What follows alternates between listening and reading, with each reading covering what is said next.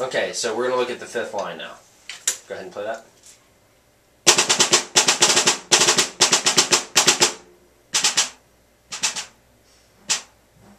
Okay, let's stop with that, because that's like almost a complete thought right there. I felt like he played that great. You had a good mezzo forte, you played the rhythms correctly, especially as you get towards the second measure where you have the pianissimo and you have the diminuendo. A lot of people will mess up the actual counting of the rests or the space between the notes in that area, and you did a good job with that. Okay, so now let's start addressing these rolls. Let's just look at this measure. So you got the fifth line, third measure. Just play that, and we'll go ahead and play the downbeat after.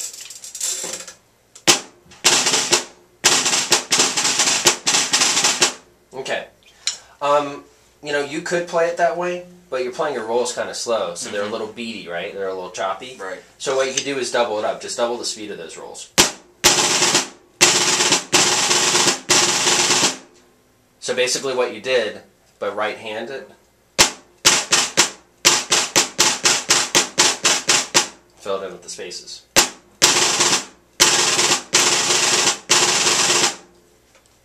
Try that.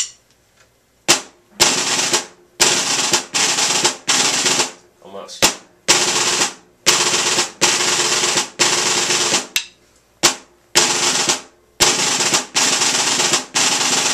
Excellent. I like that a lot. Yeah, because this is just a fairly slow tempo. If you just strictly do it like that, you know, it's a little choppy.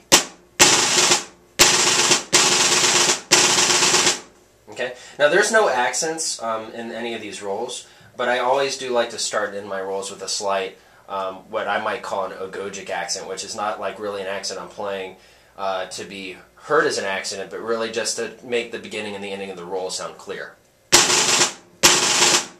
So I'm not starting my rolls like this. I'm kind of pushing into it a little bit, and I'm ending strong. You know, so it's committing to the roll and committing to the end of the roll.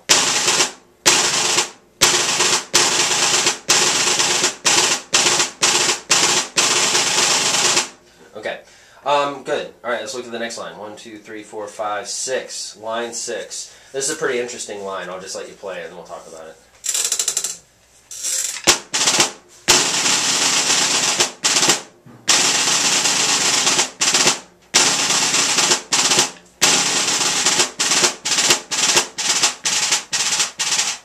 Okay, cool. You did this pretty well. Let's talk about these. You know, they're really just 4-note drags. You see that? Yep. And they wrote specifically 4 notes. So I would try to make an effort to make sure all 4 of those notes are heard.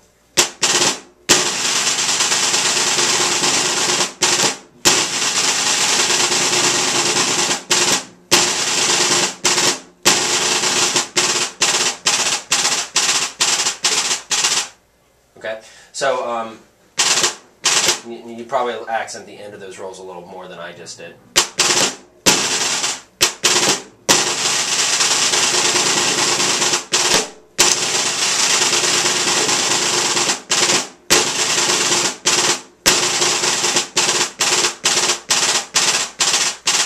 So, you know, you played it well. Just make sure you're exaggerating your dynamic changes and make sure you're trying to get those 4-note drags to not sound like buzz rolls.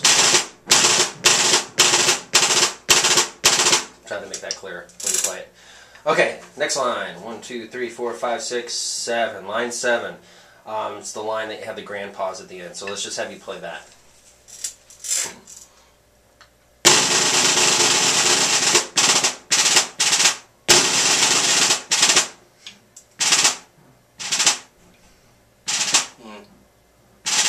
Okay, try that again.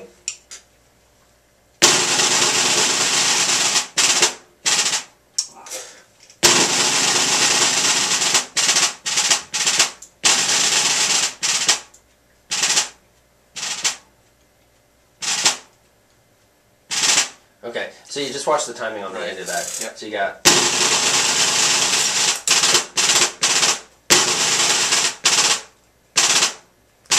one and two. So 1 and 2 and 1 and 2 and... Okay, so just watch that.